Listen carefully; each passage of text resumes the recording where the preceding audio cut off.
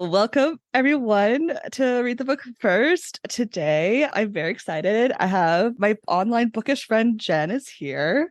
And I'm so excited to talk about Romancing Mr. Bridgerton by Julia Quinn, the fourth book in the Bridgerton novel series, which I've read all of them. Was a choice I made once upon a time. You've not read any of them besides this one, right? No, excited to see the show. I love the show as a series. I we'll get into it. We'll get into it. I have opinions on Colin. Yes, me too. So I first read the series right before or right after I watched the first episode of Bridgerton, and I was like, I have to read all this book, the series immediately. So I read like the books. It took like 2.5 years for me to get through them. They get worse after this one. This is the end of the good ones.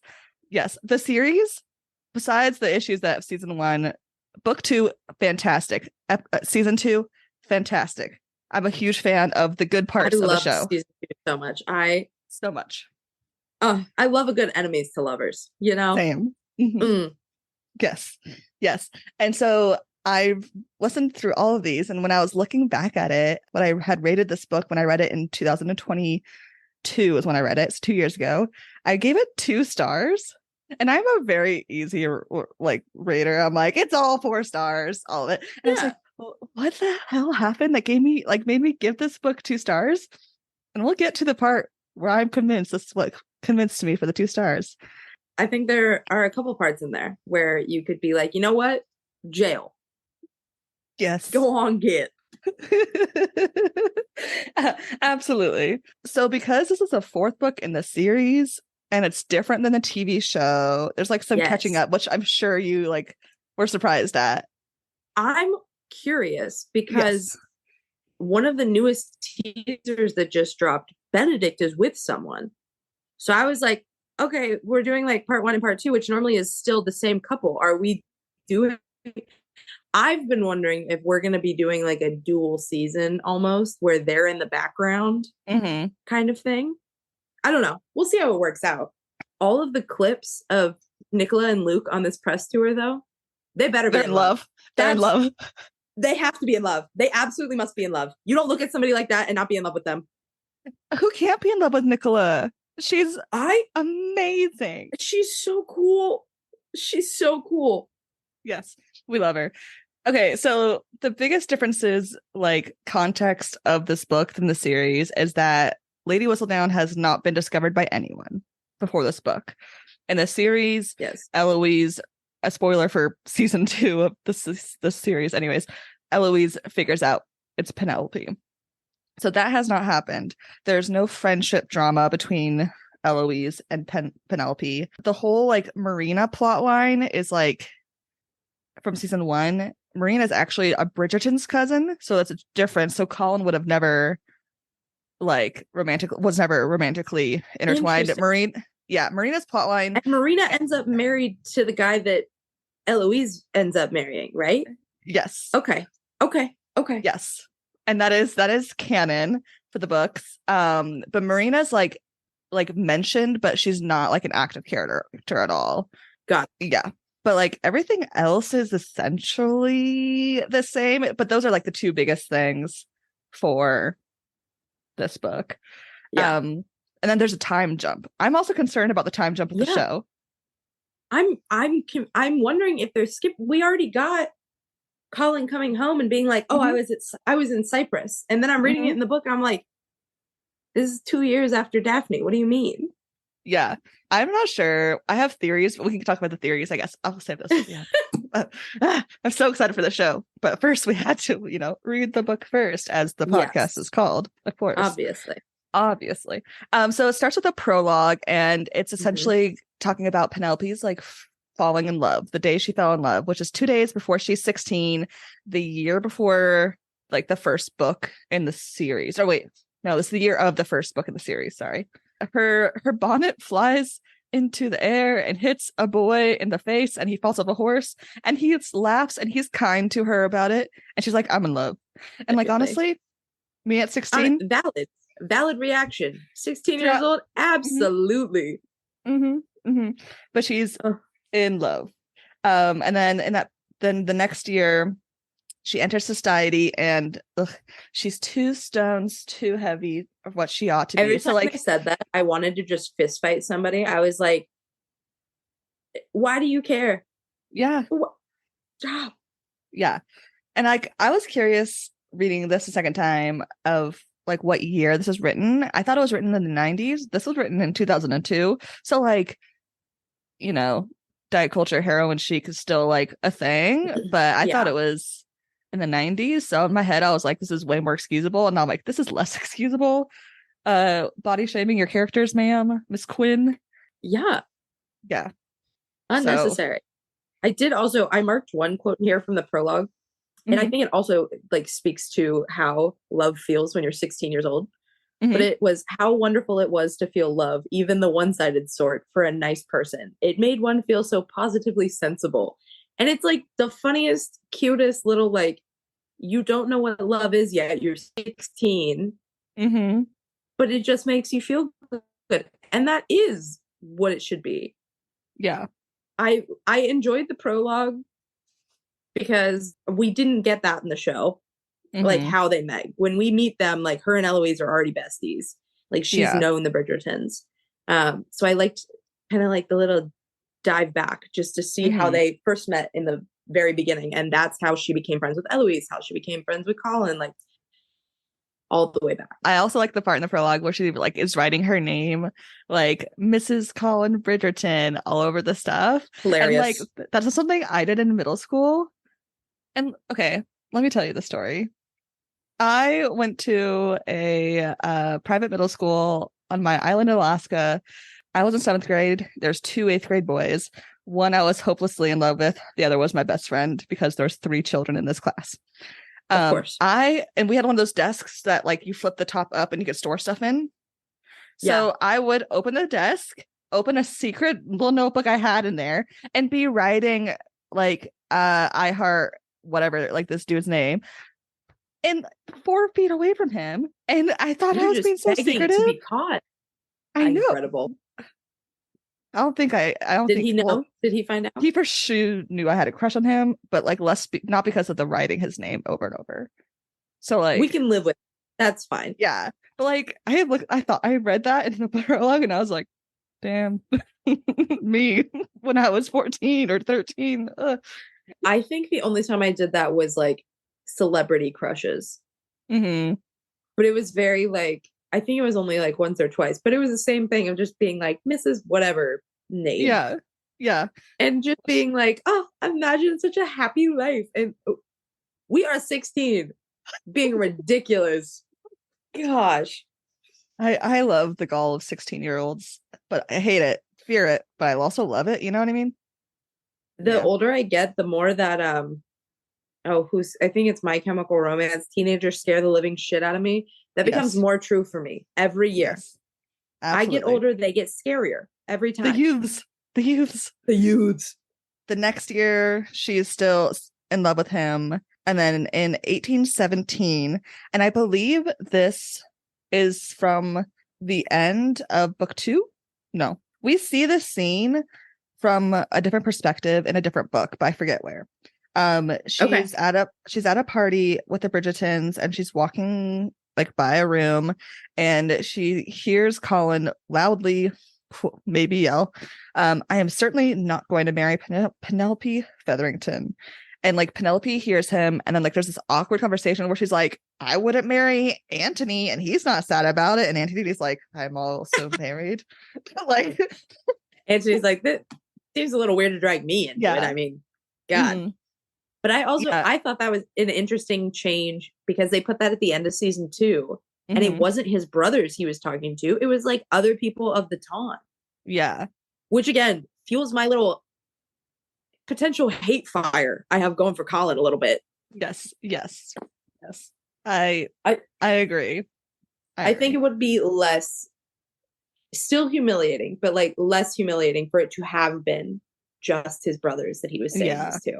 Like a family that knows her, as opposed to like these high members of society who are ridiculous. Especially since Penelope is like the wallflower. Like throughout all these like little vignettes of the past years, she's like on the side. She's described as an unripe citrus fruit. Like we already know that she's heavier than she's quote ought to be. Like all this like othering already to her. Also, it's so smart to be like to write mean things about yourself too, so people don't not suspect you. But the fact that she said, oh, if Miss Featherington ever marries a Bridgerton, I'll have to retire. Girl, stop being so mean to yourself. Jeez. Truly. But then it jumps forward. So we like when we're fully in the book, it's 1824. So like over 10 years since they met. Penelope is a spinster at age 28. And I'm like, I'm here at 30. I mean, I have a long-term partner. But I think like, we have a different name now. We're old enough that we have a different name because we're not 30. spinsters. I miss my spinsterhood. I didn't live it up.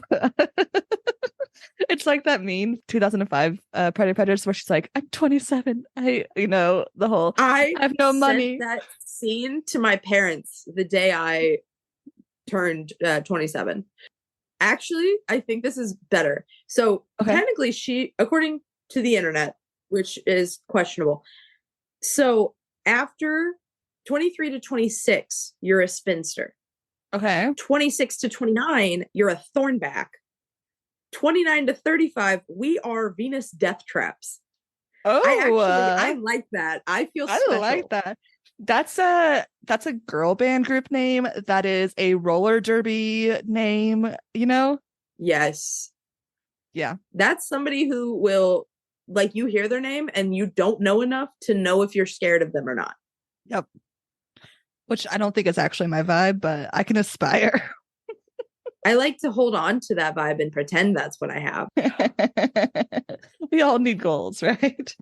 Yeah. Yeah. So she's on the shelf spinster in this world of ridiculousness. And so is Eloise. So her bestie and her are growing old together. We love to see it. Gats, Colin's back in town. OMG. He's been traveling the world off and on for the last 10 years because he's a rich boy. They're talking about the gossip of Colin being in town, and Penelope's mom, Portia, is one just so rude to Penelope. Yes, the absolute worst. Awful. They portray her very accurately on the show. Yes. That actress, amazing. I detest the character. Does a great job. I hope she's nice in real life because it would crush me physically if she was not. Yeah, absolutely. But her mom is like, Pen, you and I are going to grow old together because the younger, like the sisters are all growing up. And I was like, terrifying. Oh, yeah. And now Penelope wears blue. Okay. So in the Bridgerton, like the series, blue, when a character wears blue, it means that the costume person did this.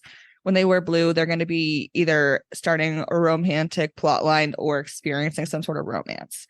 And that's kind of in the book, but it's way more serious in the show. And like there's like bonkers fans that I love that like when there's what's that golf game they play in season 2? Not, it's not cricket. It's croquet. Thank you. Yes. It's like Colin makes I'm gonna call it a goal, makes a goal first, so he's gonna be the next series, and then it's like Eloise, then and like there are like all these theories, so people are like going like intense like Easter eggy theories. But blue is a huge thing in this book, not as much as at the other books, but for Penelope, she gets to wear blue finally. It's signaling it's her time to shine. She ends up going over to the Bridgerton house for tea because she's besties with Eloise, but also Eloise and Colin's mom, and they're getting tea, and Colin comes in and he's just so excited to be back, but he also like talks to his siblings about wanting like purpose and a legacy. And so like that's his whole like drama, is that he wants to be like remembered. And I'm like, book his whole spiel was just I can't deal with your problems. I don't have a purpose. Okay, rich white man. Tell me how hard your life is, please. Yes, absolutely. Next, they go to a ball, and like the star, the icon she is, Penelope is eating eclairs in the corner, and I'm just like, same. Yes. At a party, I'm by the snack table or by the animals, whatever is available every time. But because she's so old now, she doesn't have to pretend not to want to eat. I'm just like, oh my God. Which again, like, is such a ridiculous stipulation. You're dancing and moving all night and you're not supposed to be eating. Yeah, Insane. and drinking. Those girls were skinny. They had eating disorders. Definitely. Yeah. But as she's eating this eclair, Colin like comes up to her and like kind of scares her, and so she like drops the eclair all over, and it's like a whole ordeal. And I thought that's like a really fun way of like them actually like being friends. Like that was just like a good amount of casual funniness. He gets her to dance with her. And she's like, you didn't have to dance with me. Like your mom didn't have to make you dance. And he's like, that didn't happen. And then he thinks, oh wait, that did happen. And it's like, Colin, you're so not aware of anything. Then he like reaches a point where he's like offended by it. Like, I didn't dance with you just because my mom told me to. And I'm like, yes, you did. You dumb liar. Yes. She would have to smack you in the back of the head sometimes to remind you to go dance with your friend who was alone. Mm-hmm. Go be a nice person, Colin. Like, what? If you need hand holding for being nice, I don't know. Yeah. Then Lady Danbury finds them, and I love Lady Danbury. And she's in the book, she's almost just like she is in the show, which is excellent. Like everyone respects her, but also is terrified by her, and she rules that. And I love it. Lady Danbury finds them and starts chatting with them, and eventually the topic of Lady Whistledown comes up. And which is like, yes, everyone's talking about Lady Whistledown, but Lady Danbury, like, I get the feeling she for sure like understands it's Penelope, right? I think she had like an inkling, and she was just like, she like had very strong suspicions, at least, you know. That's what I think too. Yeah, but there's at this point, the reader that has not seen the show does not know it's Penelope. But Lady Danbury is like, okay, here we're start a bet, £1,000 to the person who discovers Lady Whistledown, and like it like record scratches stops the whole party. Everyone's like, what? And it's like a whole thing, and Penelope is like, I don't know who it is. It could be Lady Danbury, like just trying to like play it off. And there's in this I think it's in this scene or this like conversation between Lady Danbury and Colin and Penelope. Lady Danbury tells Penelope like, isn't it nice to discover we are not exactly what we thought we were? Yes. Which I was like, that's enjoyed her so much. And it was stuff like that she would say where I was like, okay, so you know something, or you feel like you know something. But I love that. And that's kind of like the whole like character arc that Penn's like starting to go on. The ball has ended. A couple days later, Penn and Colin accidentally like meet in the street as Penn is walking towards the Bridgerton house, number 5. And Colin's like, what are you doing out here? You need protection. Let's dance in the street. It's like this weird witty, flirty banter. After reading this whole book, I only like Colin as a husband. Everything beforehand, he irks me. He bothers me. It's also like, you've traveled all these well-renowned places and experienced so much of the world. And then you're just relegating Penelope to being like, you can't take care of yourself. I would be so mad.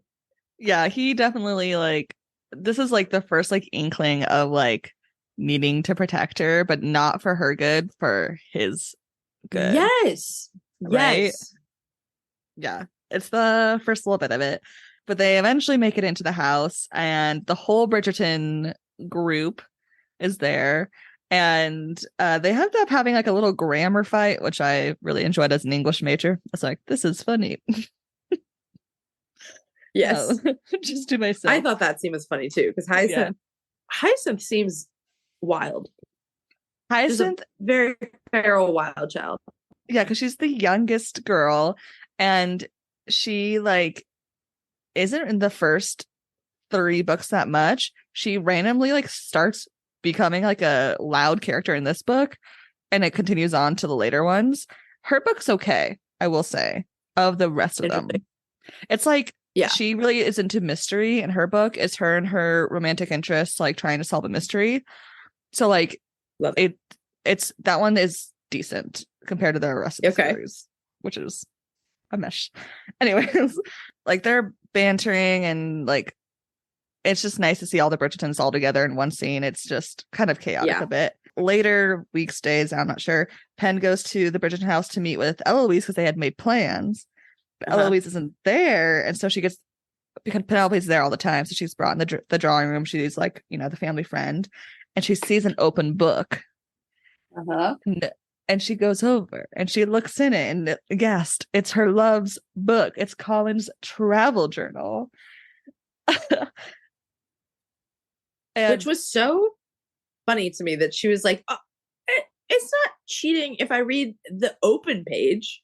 Yeah. I was like, Penelope, if somebody did that to you, you would lose your mind. Absolutely. Well, she wouldn't be dumb enough to leave it out. We can only hope. Yeah. I mean, she has been doing this for 10 years at this point. Yeah. Which I'm also, again, wondering how that's going to play out in the show. Yeah. As she's reading it, Colin comes from the other room and like just like starts yelling at her about this, which like he has the right to be upset, right? That's his private business. But like he's like furious. And I was like, dude, calm down. He's so drama. Yeah. They start to argue a bit. Colin mentions that he didn't bring it with him because he was going to the restroom, and it's like scandal. The restroom. Bodily functions. I didn't take my book because one doesn't take books in there. Okay, drama. Yeah, drama. But as he's like arguing, he ends up like cutting his hand with like a letter opener, and she like helps. Like she's like, oh no, like she like freaks out, which is like, it's fine. Yeah, like he's fine. He's fine. She helps like bandage him, and they start talking about writing and like what they love about writing. Penelope like discovers that he's not really confident in this, and this is the first time she's seen him not confident in something. Yeah, I think it was a good match in their relationship. That's kind of like a place where he felt that was not his strength, and for her it was. I liked that part of their pairing. I thought that was really cool the way they did that. Yeah, there's like there's parts of them that fit so well together, but then there's just parts of Colin that I just want to shake. Yes, like you're very clearly a middle child. I need you to just be quiet. You're getting attention. It's okay. Take a deep breath, bud. Right. Also, Colin would for sure be a theater kid, right? 1000%. Okay, cool. I'm glad I didn't make that up in my brain. I think he would. Yeah.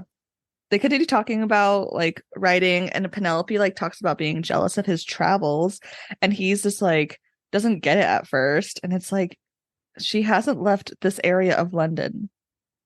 Yeah. Like, you know, you're a rich white man who gets to go wherever you want because you can. Yes. She has never gotten to experience that. Yeah. Yeah. Colin starts talking about he's ready for other things, aka like marriage and stuff. And he starts complaining that Lady Whistledown only ever describes him as being a charmer, and he doesn't want people to think he's stupid. Which again, like everyone else views that as such a strength of his that he like makes people feel at ease. He makes them like laugh if they're having a bad day. Everyone else looks at him and they're like, oh my God, we love this about Colin. And he's sitting there and he's like, I am more. And I'm like, okay, what do you mean? Yeah. There's nothing wrong with what you are. Yeah. And he's just continues complaining about his privileged life. As he's complaining, he like discovers how much he really values Pen's friendship. He's like, oh, she's really nice. I liked hanging out with her for the last 10 years. There's also, this was the scene where he's like, I've always known her eyes were such a beautiful shade of, oh no, I guess if you had asked me this morning, I didn't know the color of her eyes. Every time this man was like, you're beautiful and I just didn't notice, I want to sucker punch him. And granted, I'm sure a lot of like friend to lovers, that's how it happens. Like one day you just recognize your feelings for this person may have evolved. Mm-hmm. But these weren't like, I don't know. The way he phrases it sometimes, I was like, why would you say that? Why would you say it like that? It's like, just because society doesn't see her as a valuable person to marry or attractive person to marry doesn't mean that she isn't, you know? And it's just like, he just like takes on that whole ideal without having his own thought. And I think that also is like part of why they did it in the show, where he says, I would never court Penelope Featherington in front of the Ton boys. Like, he's not talking to his brothers. He's talking publicly to his friends at a party where anyone can hear them.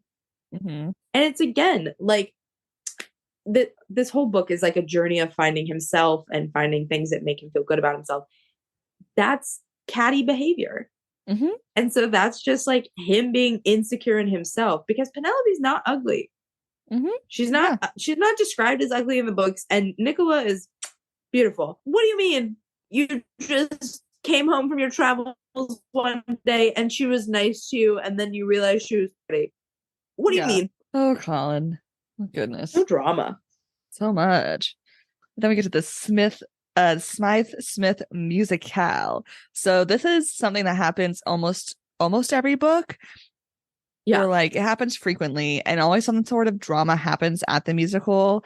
But these poor Smythe Smith girls are like horrible at music, but because they have power within the Ton, everyone goes. But then they make fun of them.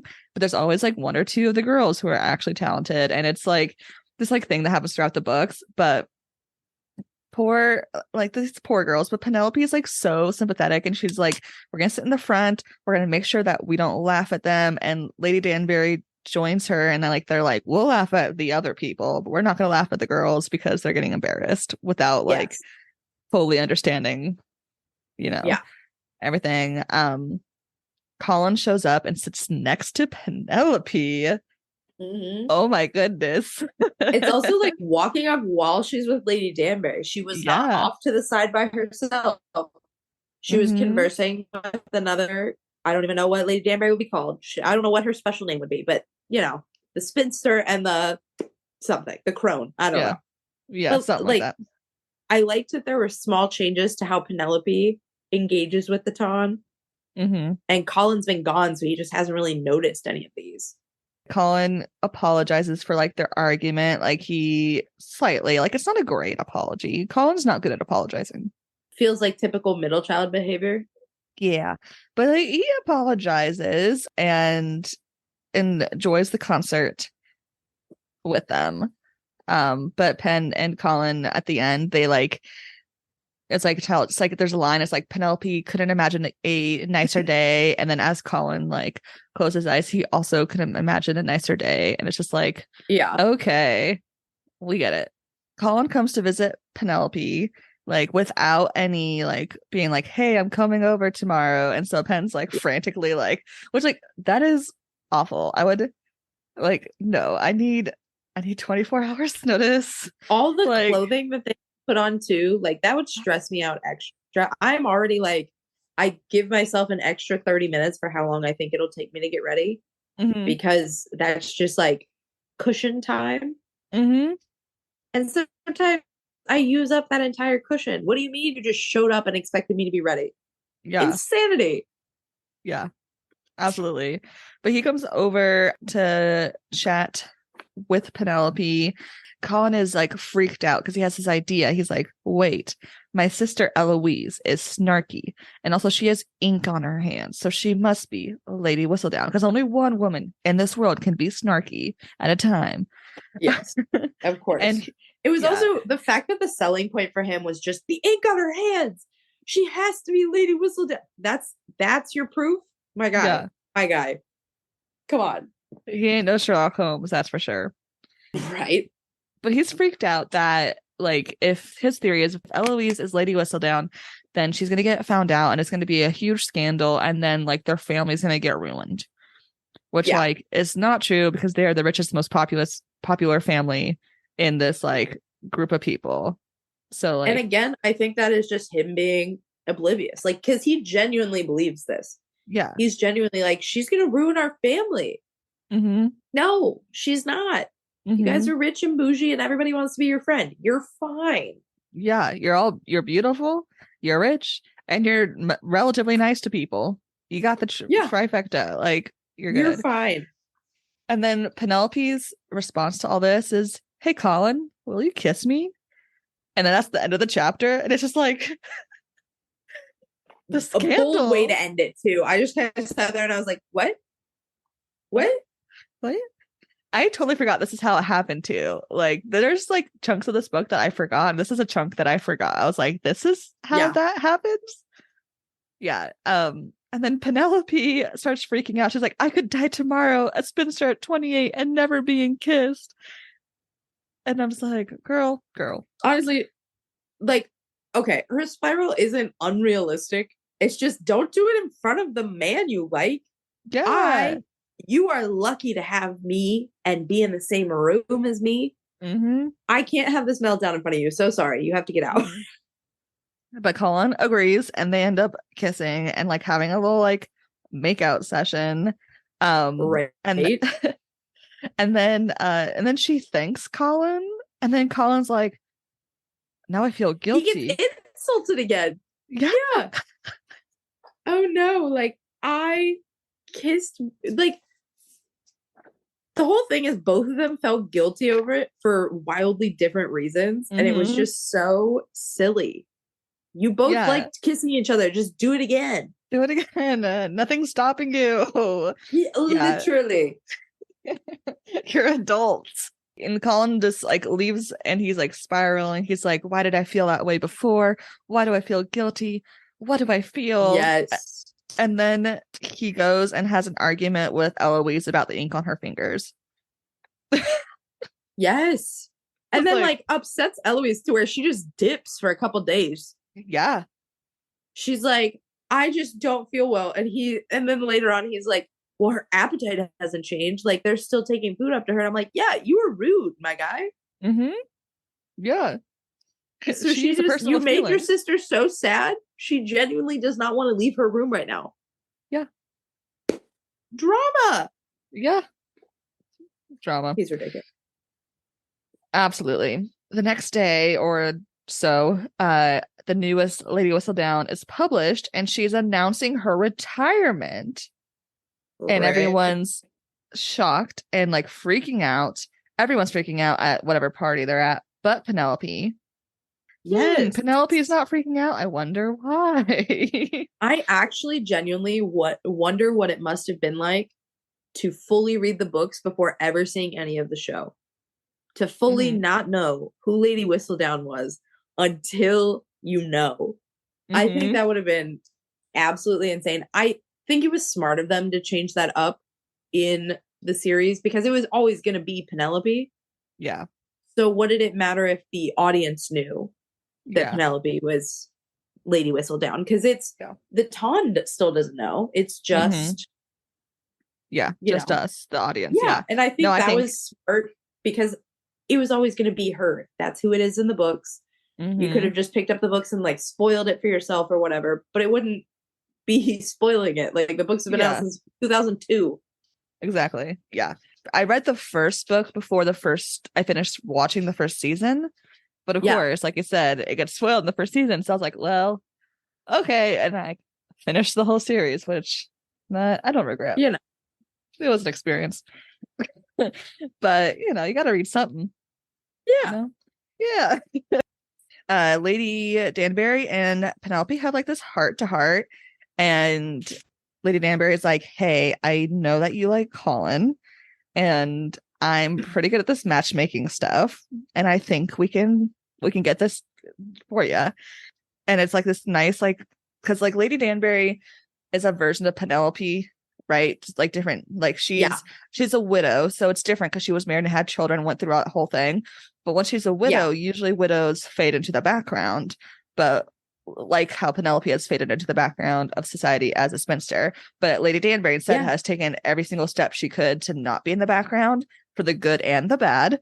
And just like whole grasp on life. And so you can obviously see Penelope like just being like, hey, that's who I want to be. Like, I love, like, she doesn't care about every little thing. Like, I care about how, like, every step I take, I think about. Whereas Lady Danbury is marching in, doing her thing, and not caring about every step. And so I really like the relationship throughout this book a lot. I agree. And I hope we see it in the show too. Rude. Mm-hmm. They're like two sides of the same coin kind of thing. Like they have their differences, but they like fit together very well. Yes. At this party, suddenly, during this conversation, someone wants to make an announcement. It's Miss Cressida, who throughout the book series earlier, we do see her bully Penelope, like she does in the show. Yes. But Cressida reveals that she is Lady Whistledown, and everyone's shocked at first, but then everyone's like, "No, you're not." like after the shock wears off, everyone's like, "Cressida, girl, you just broke. Who are you trying to fool here? Because it ain't us." Yeah. And then Lady Danbury being like, "Okay, bring me proof, girl. What proof? What do you mean?" Yeah, you got a week. Figure it out. Yeah. Oh yeah, the next chapter is Colin's point of view. So we hear all that from Penelope's point of view of the announcement. Then we have Colin's point of view of the announcement. They're all chatting as Colin, Penelope, Lady Danbury, and then Cressida comes over, and Penelope like finally like starts standing up for herself here, like indirectly. Yes. And she's just like, I don't think you're Lady Whistledown. I don't think you got it in you. And like she just is finally not taking shit from this bully. And I just love that for Penelope. I love Penelope so much. Well, and I love it was because Colin's like, "Oh, she looks miserable." And then he tries to like give her an out and be like, "Oh, you don't look like you feel good. We can leave." And she said, "Oh yeah." And then stops. And she's like, "No, you know what? I do have something to say." Yes. And Cressida had it coming. So it is what it is. Mm-hmm. Absolutely. Down with Cressida. Goodness. A day or so later, Colin's like doing his, like walking around doing his business, doing his, trying to find a purpose in life between walks. And he sees Penelope leave her house and get into a like for hire carriage. And he's like, I'm going to follow her. That's weird. Which I'm like, dude, why are you following her? He's so drama. He was like, I'm going to find out where she's going. Why? Yeah. Why, Colin? You're being weird. Yeah, just admit to yourself that you like her. Just get over it. Fast forward. Come on. I don't know why I'm doing this. We all know. We all know exactly why. Yeah, because she's beautiful. We get it. And so Penelope ends up going to the dodgy part of town, into this church, and Colin follows her in there, and then he sees Penelope like meticulously like count the pews, and they get out a certain book, and like this, so obviously she's handing something off to someone, and he like burst in, and he's like, what are you doing? And she's like freaked out because she's being followed by a man, right? Like yes, she had a genuine valid reaction, and then Colin's over here like, you were in a dangerous part of town. Who was following her? Colin, who are you protecting her from? Exactly. Yes. So drama. Yeah. But then Colin opens up the paper that she had put in the book, and it discovers that it's Penelope who is Lady Whistledown.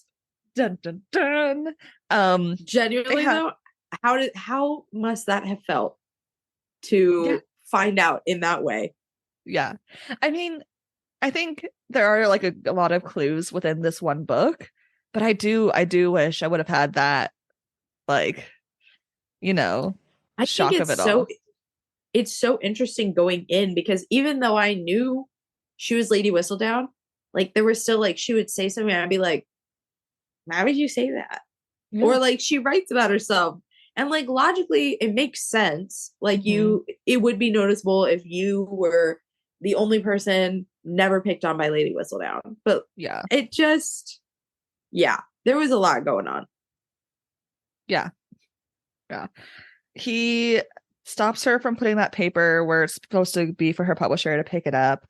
He drags her to her carriage, or to his carriage, because her carriage had left because she took too long. Yes. Mm-hmm. And they have an argument that just kind of goes in circles because for once Penelope is like, no, I'm gonna do what I want to do, which I'm like, hell yeah, Penelope. Finally. Yeah. And then Colin's like, oh, you're gonna be a scandal. And instead of like coming to like a concise like, oh, we don't understand each other, this we're gonna agree to disagree, instead of like saying that, they just start making out. Okay, I'm assuming this is the carriage scene that Nicola and Luke have been talking about, where they did not hear the director say cut and they just kept going. And they broke the carriage. Hilarious. Because all you're doing is like a little bit of dry humping and some making out. So like, yeah, how aggressive were we? Dear God. A line. Yes. Colin grabs her derriere. Sometimes I read it and I'm like, I can't read derriere and take it seriously. No. It's kind of like, so sometimes in Tessa Bailey's books, like the way she just describes like a butt, sometimes I'll be reading it and it's like during a spicy scene and I'm like, why? And it's not even like bad, but it's just like my bum, my butt. And I'm like, honestly, we got to find another word. Yeah. Anything else. But I thought it was hilarious. Derriere. Oh, for sure. Yeah. I think there was, you know what, this might be later in the book when he's talking about like how angry he is. And again, I just sat there and I was like, you're so drama and I want to sucker punch you. Like, shut up. And again, Constantly. husband Colin, top tier. We love husband Colin. Colin, before getting married, a roach. Yep. That must be exterminated. Dear God. Yeah. No, I agree. As they're arguing and then making out, the carriage eventually gets to the house and they like stumble out. But as they stumble out, Colin's like, hey, why don't you marry me, Penelope? And she falls on the ground. He literally is just like, we're getting married. And she's like, what? She's like, I missed a couple steps here. I'm so sorry. What? Yeah. And he's like, no. You think we made out and we broke a carriage and we're not going to get married? Yeah. Come on. Some of the parts why I don't love Colin in this, that he kind of like, possessive of her so much that he like will grab her arm, and it's described like 3 or 4 times.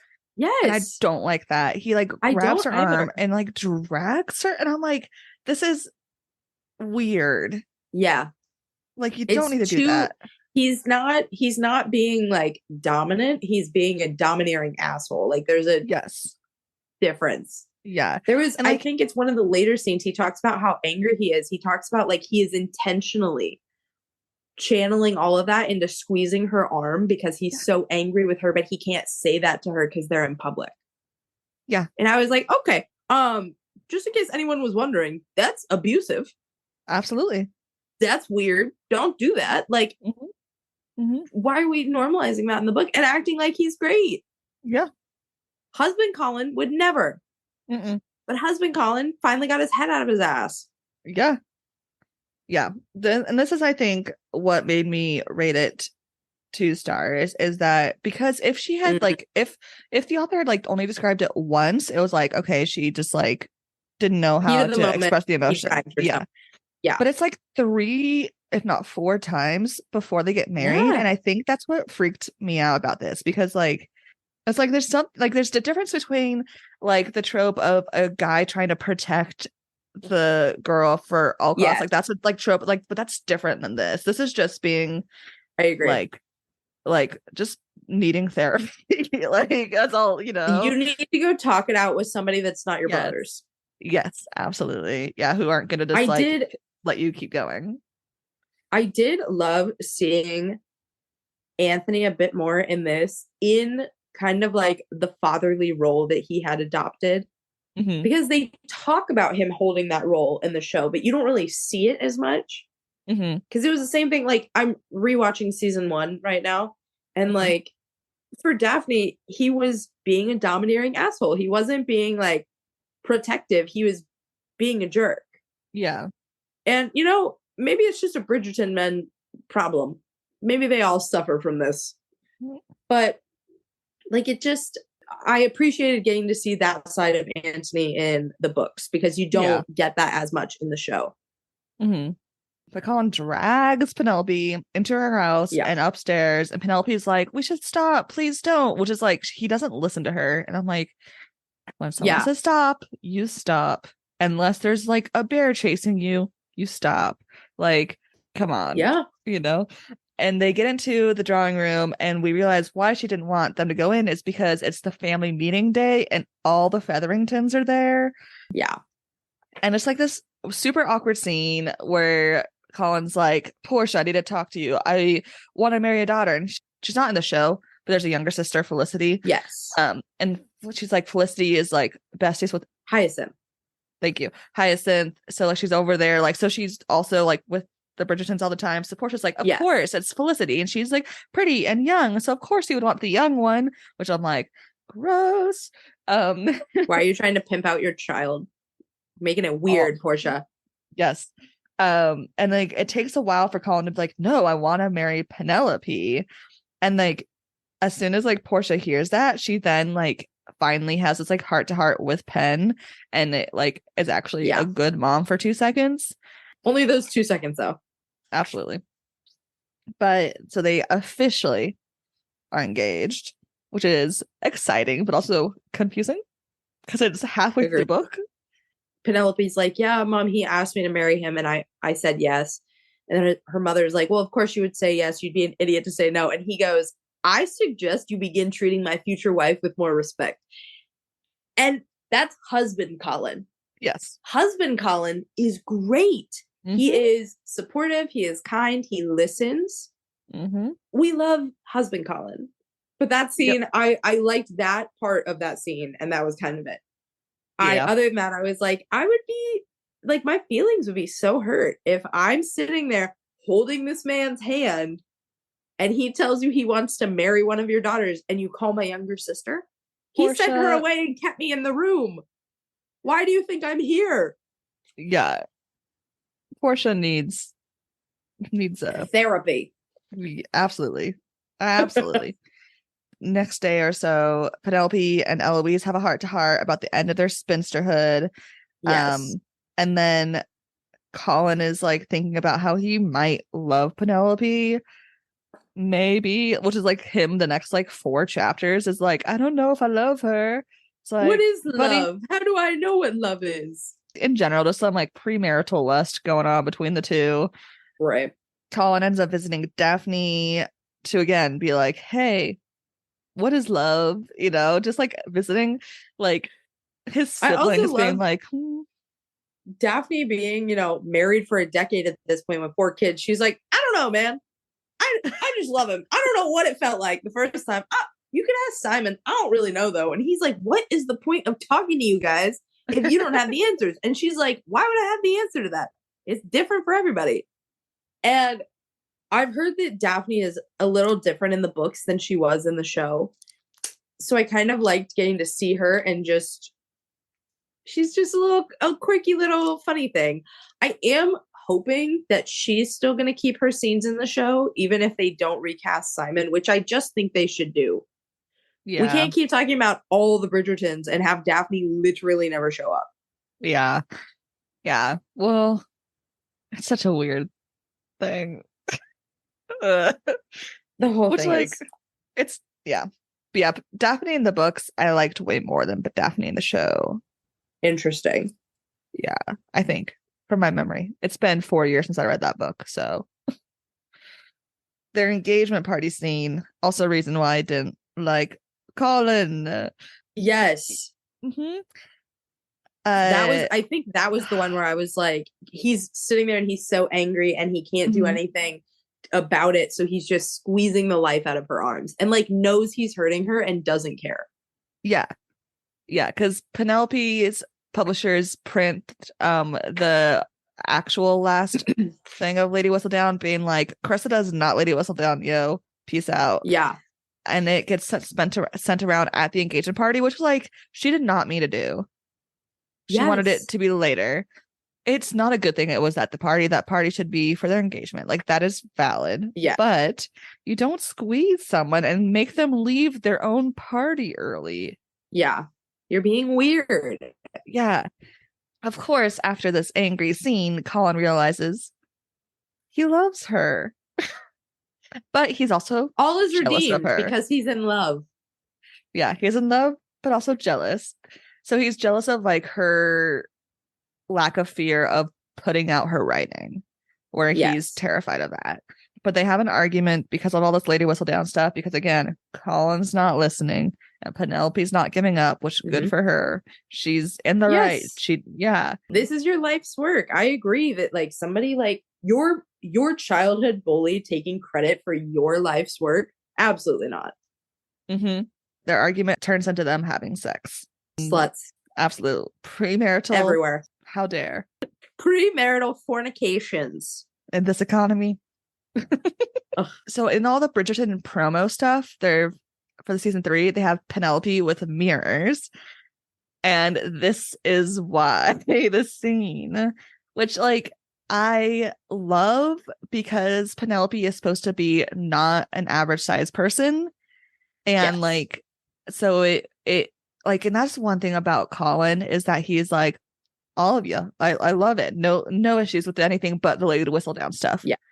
Which is like, understandable, you know, just he just reacts to it poorly, right? Yeah. And like that part of Colin I love, and like it goes so well with Penelope's journey throughout this book of taking ownership of what she's done, but also who she actually is, not just like through her writing, but like physically she's not a wallflower anymore. Like just the whole like it's so good, and I'm so excited for that part of the show and her journey, and Nicola being amazing. We love her.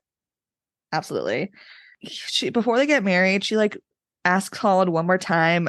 Some of the things, this is when they're outside, I think, in the street. Yeah. And she's like, hey, can we talk about Lady Whistledown again? And he's like, no, and I would be angrier if we weren't in public. And I was like, this is so bad and toxic, Colin. Yes. Like, babe, you gotta learn to talk about your emotions. I really need you to get over yourself. Absolutely. Then they get married in like a sentence. They just like, oh yeah, then we got married.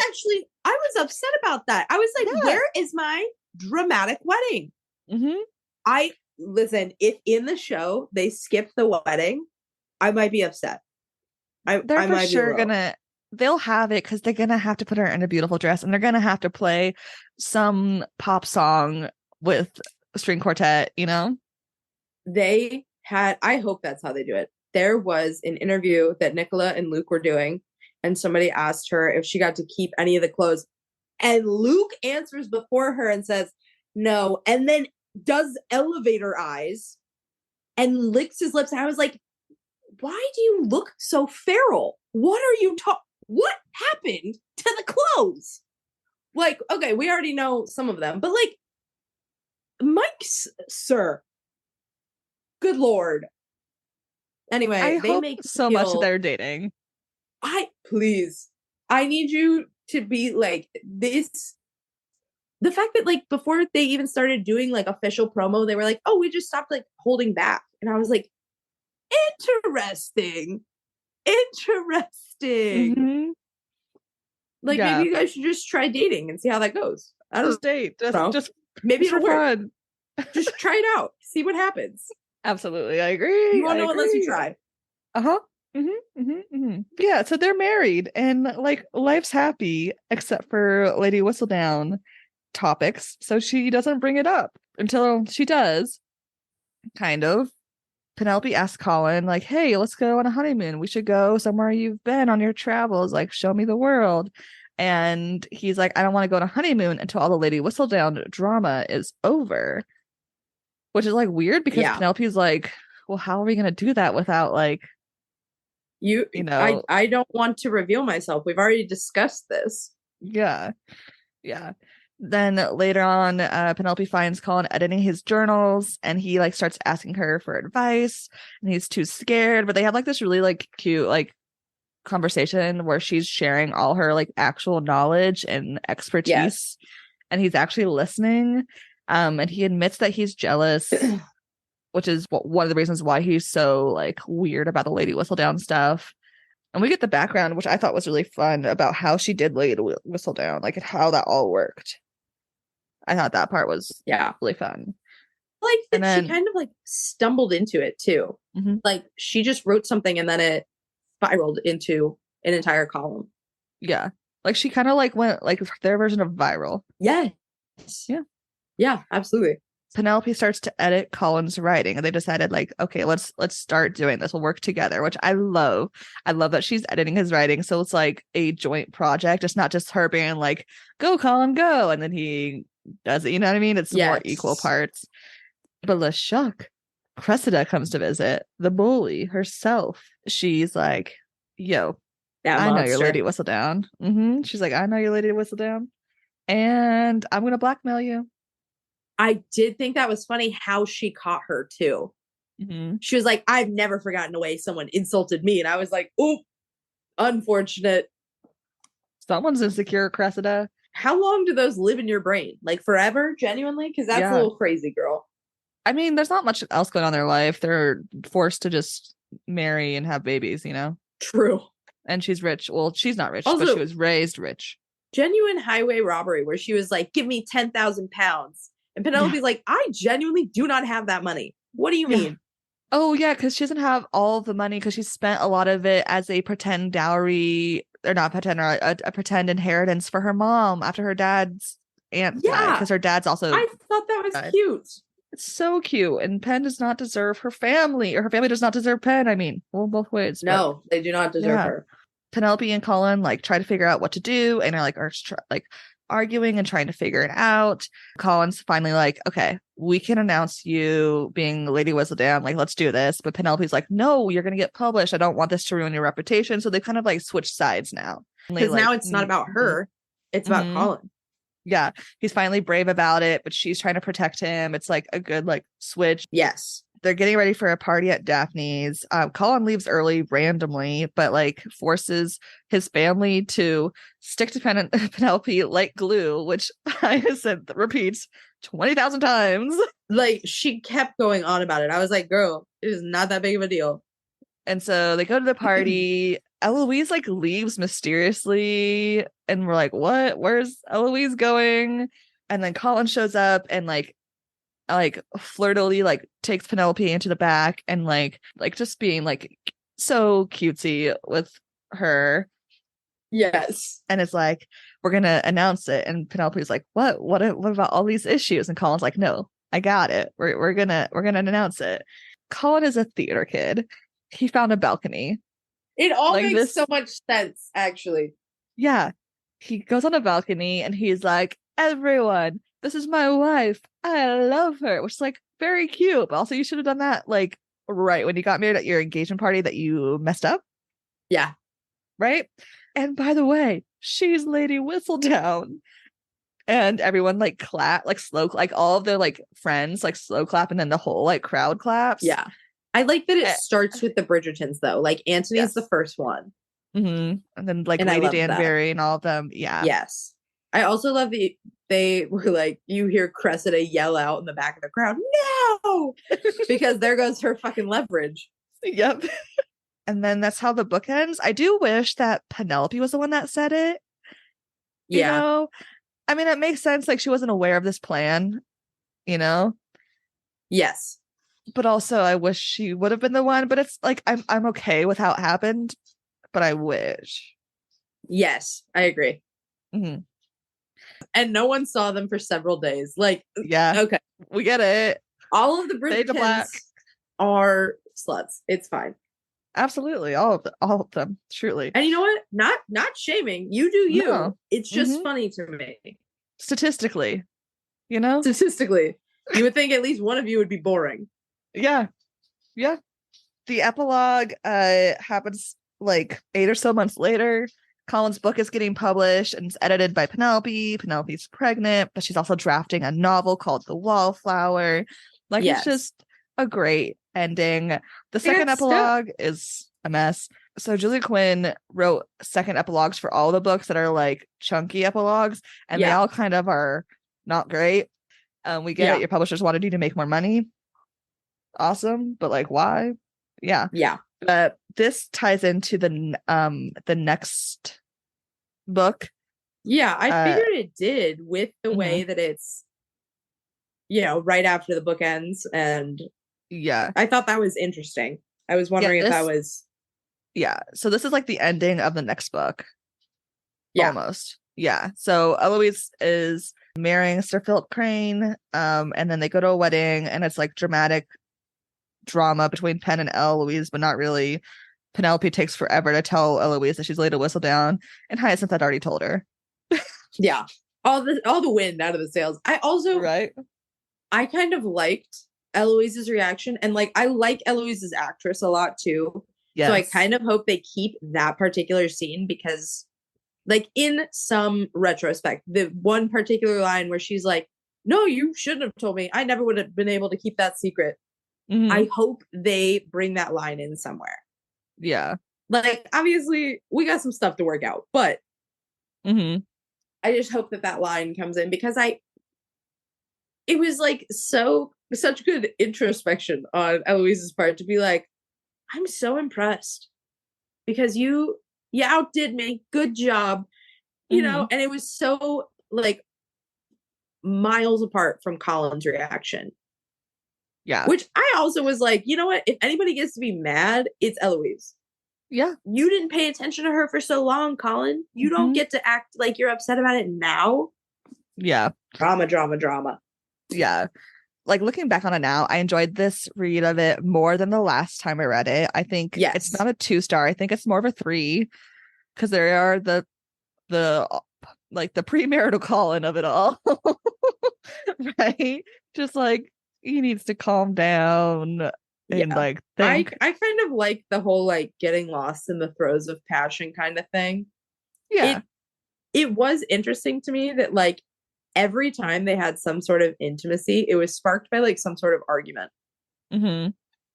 Like it was Yeah. some sort of disagreement, and it might have been something small, it might have been something big, but it was every single like physical encounter they had was sparked by some sort of argument. I'm so excited for the show because I don't think the show's gonna have Colin be like he is in the book. I think he's gonna be a I more. hope they don't because he really is putrid. Yes. Yeah. I think it's gonna be more well-rounded in the emotional sense. I think he might have like a big reactions, but also in the show, we already see their relation, like their friendship is already Yeah. established, right? Yes. So I think it'll be okay, his reactions being big, as long as he doesn't squeeze her arm. Like, then I'll be fine. Like Just I'll be take out the abusive stuff and everything else is Gucci. yes. Yeah, I'm so excited for this season. I am curious of what they're gonna do. I did listen to an interview that they're gonna try and incorporate some like queer romance throughout the next few seasons, which That would be nice. yes. So especially because they skipped Benedict's, and Benedict's Yeah. like a wild child in the show, less so in the books. He's way more wild in Interesting. the show. Yeah. And so I think it makes the most sense for the show's version of his, because his book is essentially Bridgerton's version of Cinderella. Like, and he's the prince. Okay. Like there's a masquerade, like a whole like it's Cinderella. Yes. I enjoyed the book, of the Bridgerton books, but it's Cinderella. So I bet they'll do a masquerade because that'll be wonderful costuming, right? Yes. We really need to figure out how to go be an extra on the show. Oh my God, a dream. My friend just she applied. I don't know how. I will have to ask her for next season. She Hmm. applied to be like a personality person on the red carpet opening in New York for the new season, and she got accepted. And I'm so excited for her. That's amazing. Not at But all also, jealous. I'm like, I want to go. Oh my I was gosh. like, girl, I fit in a suitcase. I will make myself fit anyway. I'll do it. It's fine. That's that's great. That's great. Yeah, but it's like all these red carpet things that they've been doing. There was another one that they were in Italy. Nicola and Luke are sitting up on like a pedestal, not a pedestal, but a platform, Hmm. and like a bunch of people propose to their partners all at once in front of them. And they both just like scoot closer together. And I was like, you have to be in love. I need you to be. For my mental well-being, I haven't been emotionally invested in a celebrity relationship since I was a teenager. But right now, I need you guys to be in love. Please. If you're not, be on your way, be on your way to falling in love. I love them so much. I'm so excited. I try to look up fun facts about each like book and thing for the pod. I only found like one fun fact that was not about the show, because do you know this was turned into a show? That's so wild. I know. I never would have guessed. Wow. Yeah, that's like most of the fun facts. But Julia Quinn, the author, in 2001 won $79,000 on The Weakest Link. Interesting. Yeah, this is a genuine like actual like whoa, nothing about the book. Yeah But I mean, I'll take it. It's still interesting. Yeah, and she also got her first book deal when she was 24, so she's been writing for most of her adult life, which was like, love that for her. Yeah, but that's all the fun was me. I had. I know, right? As I've never finished a story I've started. You got to do that, apparently. What is things that you need to from the book that you need to see? Like if these things from the book are not in the show, you'll riot. Like what are those, do you think? I like the scenes where he's like calmly defending her, but also like staunchly defending her. So like the scene where he says, I suggest you watch the way you're talking to my future wife. I need that. It doesn't even have to be that exact line, but I need that energy in the show. The appropriate protectiveness. Yes, the appropriate protectiveness, and just like having her back. She's your wife. Like make her feel important and protected, which I do think husband Colin does very well. It's fiance Colin and friend Colin who's a dummy. Yeah. So that, and then I would really like that Eloise scene, but maybe we're not even getting that until next season. But just Eloise being like, you shouldn't have told me. I never would have been able to keep that secret. Like I want their friendship to be good, Yeah, because it left to such a like tough place. Which I'm also wondering is how that's going to go into this season, because like part of the book is Eloise being like, oh, Colin's home, and like, okay, are we just not friends anymore? What is going on? Yeah. What about you? I agree with the appropriate assertive Colin. I want Lady Danbury and Penelope bonding scenes. What they don't have to say like the same lines or anything. I just want them like being like, look at us being independent and doing what the fuck we want with our lives, because we can. Like I want just that casually sitting on the edge of everything. That's what I want. Yeah. Do you want to shout anything out? What would I shout out? I mean, you do cool the Thirsty Thursdays. Those are cool. Oh, I do. Those, You can follow me on Instagram at Lit with Jenn, and I post bookish drink recipes every Thursday. I am working on making more of them mocktails and not just cocktails, because a lot of my friends have been asking for them, so I'm working on it. Yeah, they're cool. I always like making them. I'm not a big. I like vodka and gin, but other liquors I'm like, nah. So I'll watch them and I'm like, these are cool. You would like the one I just made, the blackberry smash. It's gin, lemon juice, Saint Germain's, and soda water. Nice. That sounds yummy. Delicious. And blackberries, obviously, and smash and thyme. It was great. That's it for this episode. Make sure you follow us at Read the Book First podcast, and like and rate the podcast 5 stars. If it's not 5 stars, please don't rate us. It's not a big issue. 5 stars only, please, on Spotify and Apple Podcasts. And I think I'll be taking another week off of the podcast between episodes while I catch up. But follow us on Instagram, because that's where I'll be posting updates. And remember, read the book first.